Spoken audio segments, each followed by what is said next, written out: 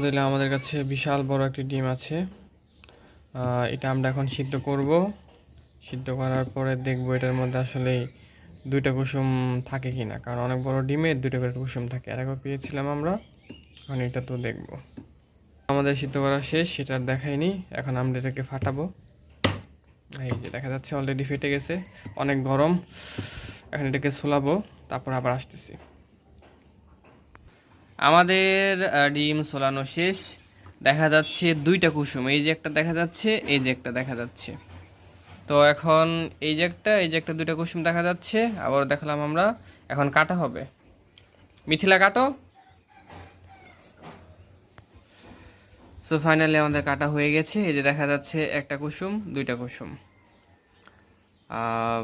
যেটা মিথিলা চেয়েছিল দুইটা কুসুমওয়ালা ডিম খাবে, তো এটা হাঁসের ডিম। এখন মিথিলা খেয়ে ফেলবে।